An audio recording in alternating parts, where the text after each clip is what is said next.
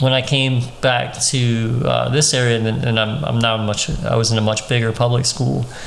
I feel like the last few years, especially post-COVID, the amount of like really like jaw-dropping, eye-opening, like physical fights that happened post was alarming. Like it was like, way up. Ambulances had to be called a few times. We had a kid get knocked, like literally punched here, knocked to the ground.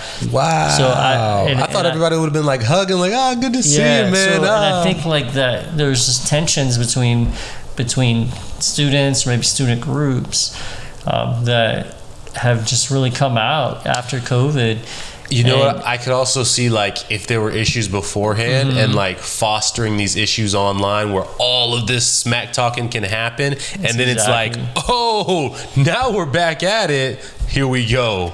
And the problem is, I think when there's a little bit of pushback of like, okay, if this person crosses this line and does this, like we don't really have another place for them to go.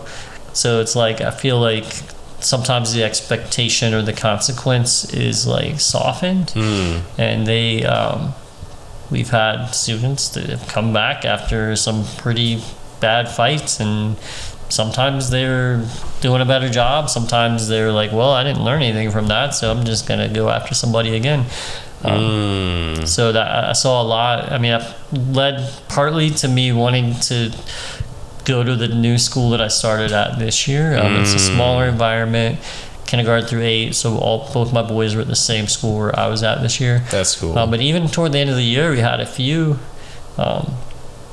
There were some moments where some students that physically went at each other. I mean, it was like, all right, well, kind of scary, but I had to I wasn't right in the middle of one of them, but I had to get in and sort of break one up, so to speak. I mean, we can't, there's a lot of what we can't do physically, but I had to get in there with much louder than I would have liked to have had voice. And but the one student that was a part of that altercation came back the last week of school, and he seemed to be okay. I mean, I had some conversations with him to see how he was doing, and because I think that's one thing, being out of school, you hear a little bits and pieces about what's going on in their life outside of school, but it's like the tip of the iceberg kind of thing. You don't know a fraction of what they're handling on a daily basis, what kind of responsibilities they're having at home, what they're having to deal with as far as their relationship with their parents, or I have a lot of students who are being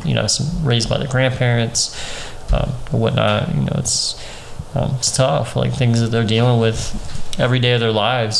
School is a security blanket. And interesting, I heard something the other day. A lot of times when students are acting out at the end of the year, a lot of it is because they see that security blanket about to end. So it's like just something that happens, not even that they know that they're doing it, but they're like, okay, well, and I also know that school is about to come to an end. So I remember in school, a lot of guys, they'd be like, "Oh yeah, we're gonna get them on the last day of school." So I think for some of them, it's that thing of like, "Oh, we have this thing where we know that we'll be in a lot of ways accountable for the rest of. Oh, if we do something here in January, we're gonna be held accountable. Suspensions or whatever, this or that for the next 4 or 5 months." And then like the veil lifts and they're like, oh, the last like week or two last month, like what are they gonna do, suspend me at this point?